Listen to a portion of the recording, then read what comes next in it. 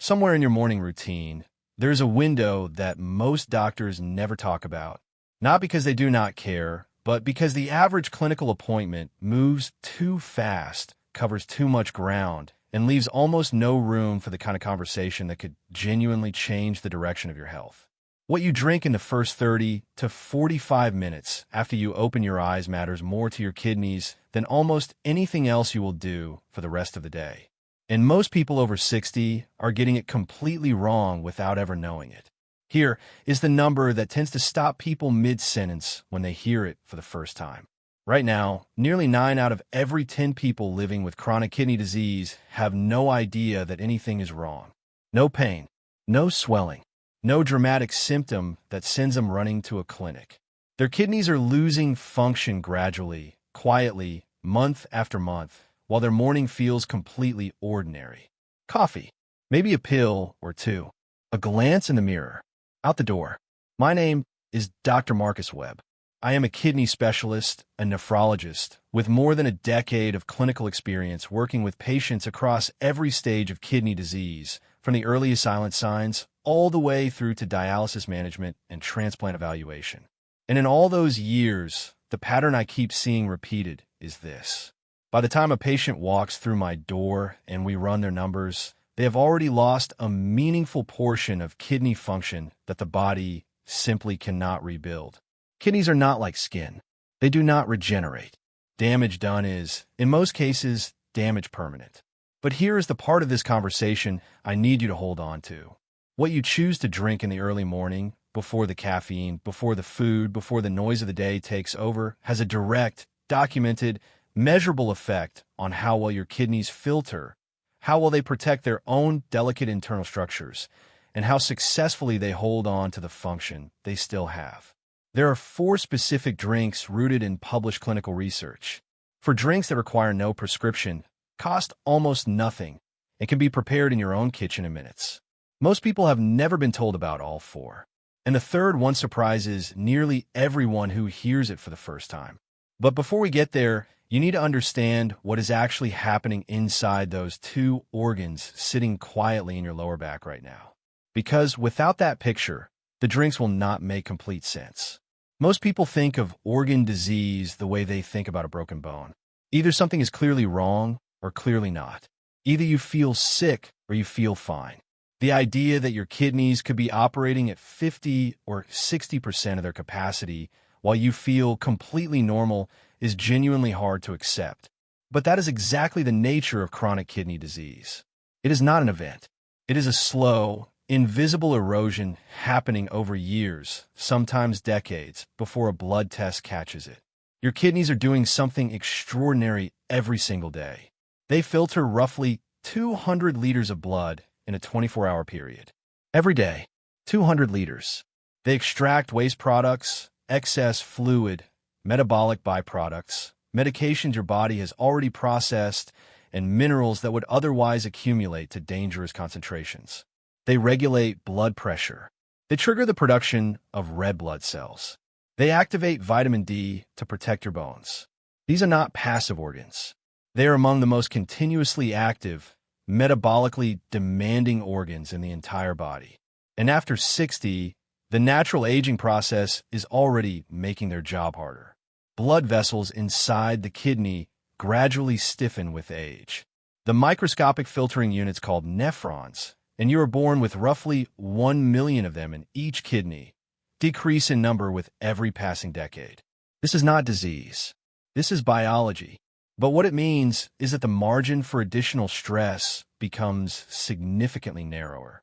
Chronic dehydration, elevated blood sugar, persistent high blood pressure, low-grade inflammation, all of these hit harder in an aging kidney system than they did 20 years earlier. The data from large national nutrition surveys suggests that approximately 40% of adults over 60 meet the clinical criteria for some stage of chronic kidney disease. Not a rare condition hidden in the background of medicine. 40%. Nearly every other person in a room full of older adults. Now let me tell you about a patient I will call George. George was 69 years old when he first came to see me. Retired architect, organized, health-conscious, the kind of man who kept a spreadsheet of his own lab results going back several years. He walked 3 miles most mornings. He had managed his blood pressure with medication for nearly a decade.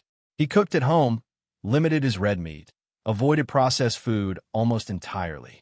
By conventional standards, George was doing everything right. His general practitioner referred him to me after his annual blood work showed a slightly elevated creatinine level. When I ran a complete kidney function assessment, his estimated glomerular filtration rate, which is the primary clinical measurement of how efficiently the kidneys are actually filtering blood, had fallen to 52. For a man his age and his overall condition, it should have been well above 70. He was in stage 3 chronic kidney disease. He had been living inside that diagnosis without knowing it, possibly for years. I asked him to walk me through his morning in detail. His answer was remarkably consistent with what I hear from the majority of my patients over 60. He woke up, drank 2 large mugs of black coffee, then had nothing else to drink until well past noon, sometimes a sweetened bottled tea with lunch, occasionally a sports drink if the weather was particularly warm. Water, plain, ordinary water, barely entered his morning at all. George was starting every single day in a state of mild but meaningful dehydration. And here is why that matters in ways that go far beyond thirst. While you sleep, your body goes 7 or 8 hours without incoming fluid. Your kidneys do not rest during this time.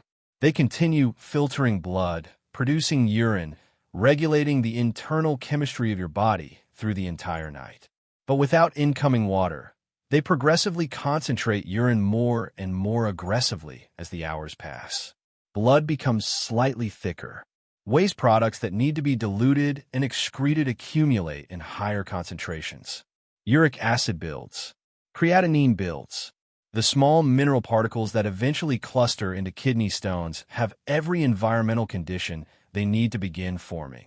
By the time you open your eyes in the morning, your kidneys are operating under what I describe to my patients as the morning pressure window. Blood viscosity is at its highest point of the day. Filtration demand relative to available fluid is at its peak. The concentration of metabolic waste products in your bloodstream is higher than it will be at any other point in the next 24 hours. And if the first thing you introduce into that system is a diuretic, which is precisely what caffeine is, something that stimulates your kidneys to push fluid out rather than providing net hydration, you're extending that pressure window by another hour or more before real hydration ever reaches your system. After 60, this daily pattern compounds in ways that matter enormously. The microscopic tubules inside your kidneys, the tiny channels that perform the fine, detailed filtration work, become less efficient and less resilient with age. Concentrated urine flowing repeatedly through aging tubule tissue is one of the primary mechanisms through which crystal formation occurs.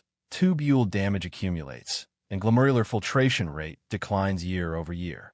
Picture a healthy river flowing freely, carrying sediment downstream, keeping its channel clear and its banks clean. Now, picture that same river during a drought.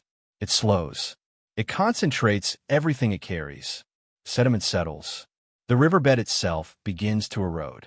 Your kidneys, deprived of adequate morning hydration every day, are operating like that drought-stressed river each and every morning. And the damage that accumulates from that pattern is not dramatic or sudden. It is quiet, progressive, and largely irreversible. This is the chain that the right morning drinks can interrupt.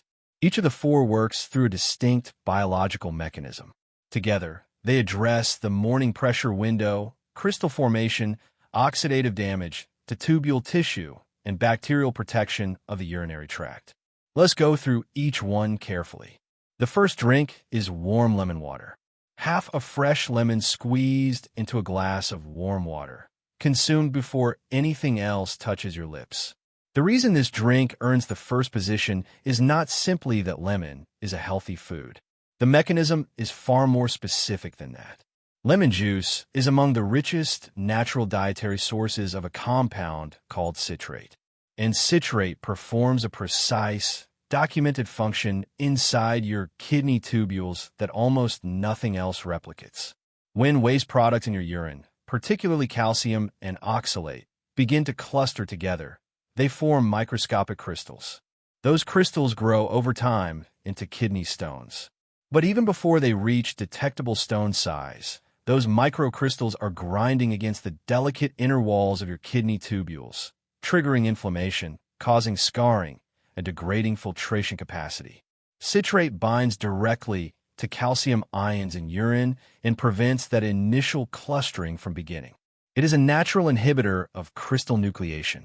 Clinical research from major academic medical centers and confirmed in subsequent trials has found that regular lemon juice supplementation meaningfully increases urinary citrate concentrations and reduces recurrence in patients with a history of calcium oxalate stones.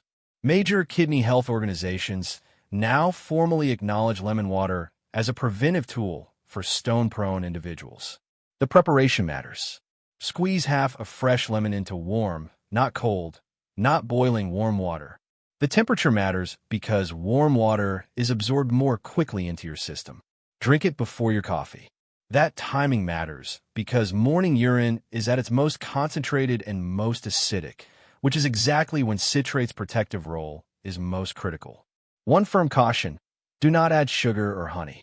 Sweetening the drink raises blood glucose, which increases harmful compound concentrations in the urine and works directly against the benefit you are trying to create.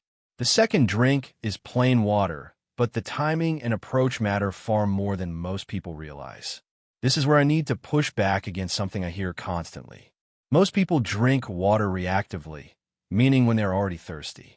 After 60, your thirst signaling mechanism becomes measurably less accurate. Your body's internal warning system for dehydration dulls with age, which means by the time you feel thirsty, you are already behind. Research published in peer-reviewed nephrology journals has found that higher daily water intake is directly associated with lower rates of protein appearing in the urine, which is one of the earliest detectable signs of kidney damage. Separate cohort research confirmed that patients with established kidney disease who maintained consistent daily fluid intake were significantly less likely to progress toward kidney failure compared to those who drank inadequate volumes. Immediately after your warm lemon water, drink a full 8-ounce glass of plain water, not sipped slowly over an hour. Drunk. This rehydrates your blood, reduces urine concentration, begins flushing the overnight accumulation of waste product from your system, and measurably reduces kidney filtration workload within 20 to 30 minutes. There's a simple, free test to know whether your morning hydration strategy is working. Observe the color of your first urination of the day.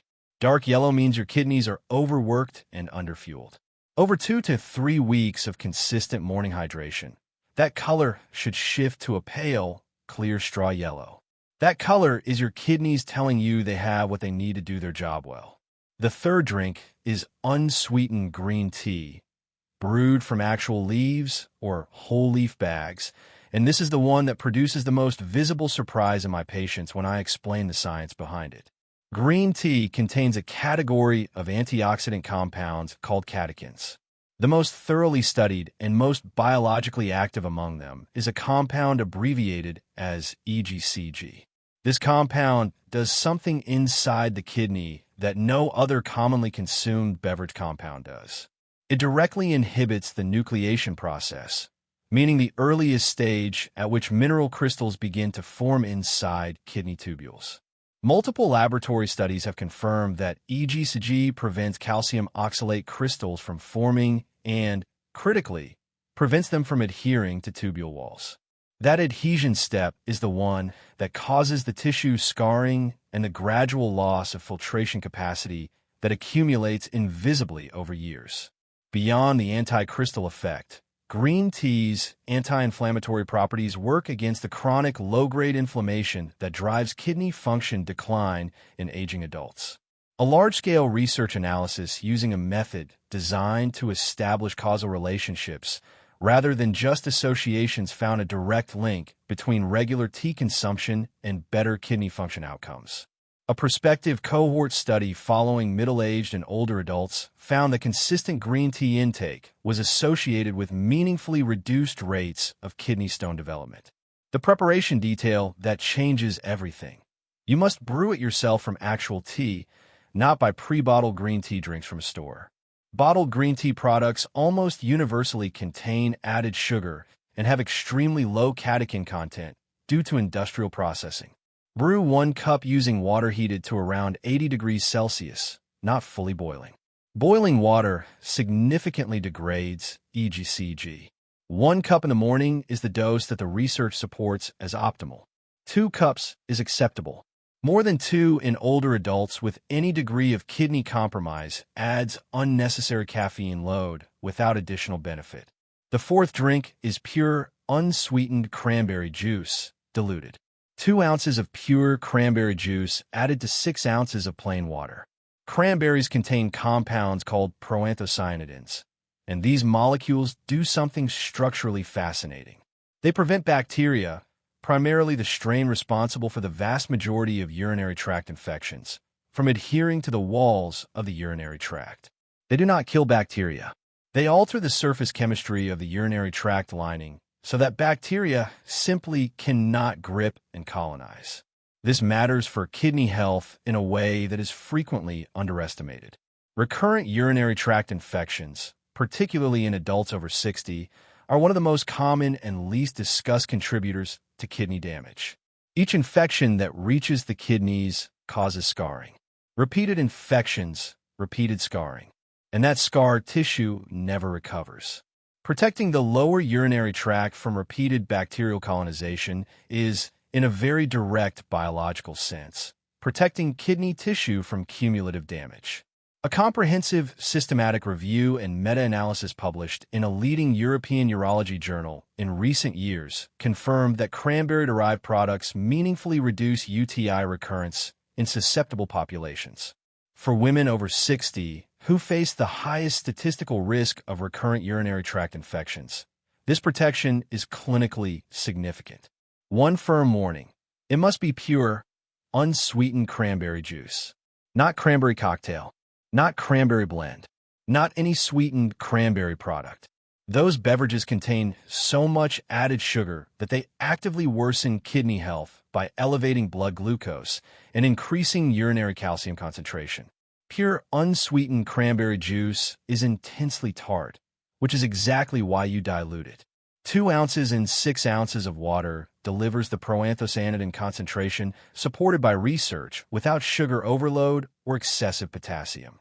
If you are already at stage 3 kidney disease or beyond, speak with your own nephrologist before adding cranberry juice regularly, as potassium levels may need monitoring based on your specific function numbers. George came back to see me 7 months after that first conversation about his morning routine.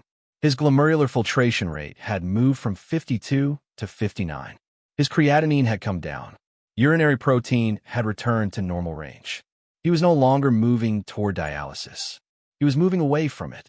He sat down across from me, opened his folder of lab results the way he always did, and then looked up and said something I've thought about many times since. He said he'd spent years doing everything his doctors told him to do, watching his diet, taking his medication, managing his pressure, and not one person in all that time had ever asked him what he was drinking in the morning. Not once. He was right, and he had access to all 4 of these drinks his entire adult life. They required no specialist visit, no insurance authorization, no prescription pad. He simply needed someone to connect the science to the routine he was already living every single day. You're that person now. You have that connection. The kidneys are extraordinary organs. They work without pause, without complaint, without any signal that anything is wrong until the damage has already gone far enough to show up on a blood panel. What they need is not dramatic intervention after the fact. What they need is consistent, daily, deliberate support. In the morning, those first 30 to 45 minutes before the demands of the day begin pulling your attention in every direction, is the window where that support matters most. For drinks, warm lemon water first for citrate and crystal protection. Plain water immediately after for rehydration and filtration support. 1 cup of brewed, unsweetened green tea for antioxidant and anti-inflammatory tubule protection. And 2 ounces of pure, unsweetened cranberry juice diluted in water for bacterial adhesion prevention and urinary tract defense. No prescriptions. No side effects when used appropriately. All 4 grounded in published research.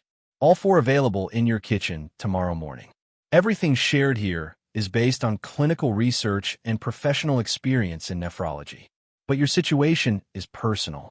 Your kidney function, your current medications, your full medical history, all of these shape what is right specifically for you. Before making significant changes, especially if you already have a known kidney condition, bring this conversation to your own physician. They know your numbers. The research exists to support the conversation.